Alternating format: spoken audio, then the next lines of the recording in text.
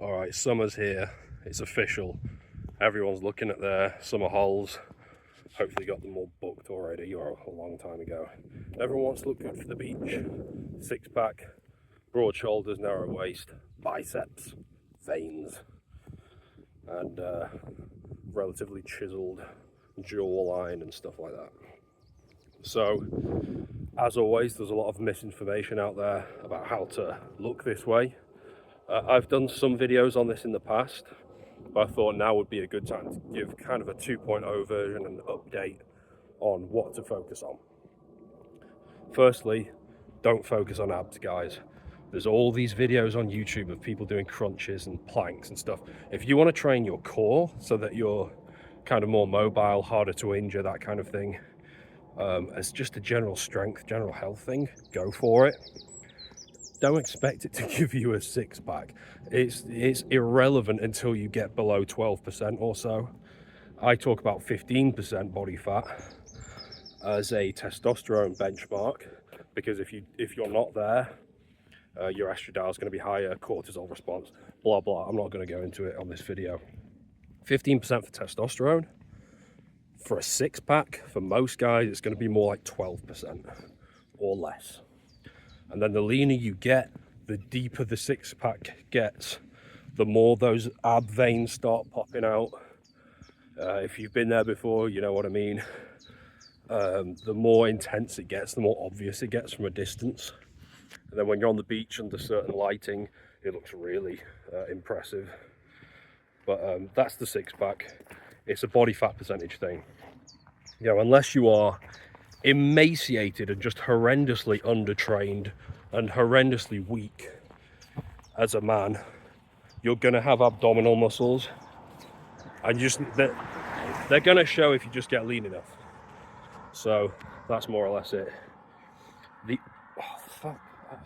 In terms of the other muscles, in terms of what to focus on for a beach body, it's arms and shoulders mostly, and chest.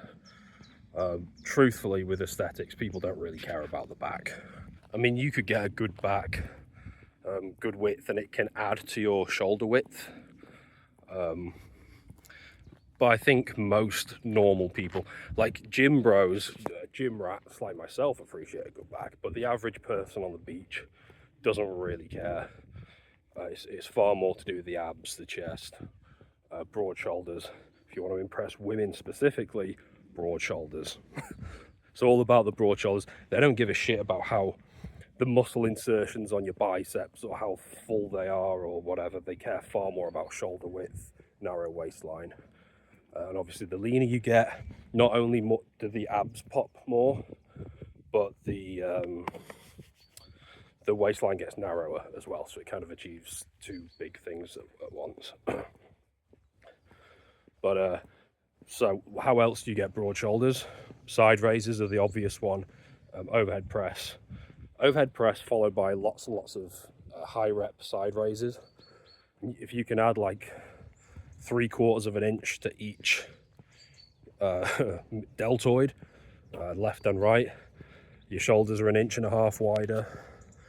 Maybe you could add more than that, to be honest. Maybe I'm underestimating that. And then a broader back as well. Makes a big difference. And then a narrower waistline, and it adds to the perception. Also, you don't want to have a pencil neck, because if you've got like quite good muscles and then a really, really thin neck, it can look a bit off. I personally like training traps quite a lot, but it just sort of adds to like that masculine sort of look. The next question is how to burn fat, because fat loss is the biggest thing for stopping most guys. I mean, if you're 20% body fat plus, I mean, it's a bit late now, honestly, but you can get some momentum going for just so that you look good year round, which I think is the dream, honestly. But if you're 15% body fat, you could get to 12% within the next handful of weeks. It's very, very doable. But fat loss is the biggest thing that stops most men from having a beach body, because the average man is like 25% body fat. So the question is, how do you do that? Raise your activity level, gives you a larger buffer for error, a larger margin for error. Higher protein lower calories is more or less the foundation. And I think you could do intermittent fasting. That's an option. It makes it not because there's anything magical about it necessarily, but it makes it easier to have less calories. Not only are you skipping a meal, but you're also, if you have coffee and electrolytes in the morning, you'll be fine hunger-wise. You'll get used to it. Plenty of water. And then you have a big meal at lunchtime, big meal in the evening. You're condensing that eating window. And so your stomach expands more in a shorter space of time. And you've got more protein there in a shorter space of time. It really fills you up. You can actually get kind of sick of food, which is a good thing on a diet, because most people on a diet are starving. And it's all they can think about. And when you start dreaming about food, that's when you know you've probably overdone it a little bit, talking from experience. But that's what I would say for now.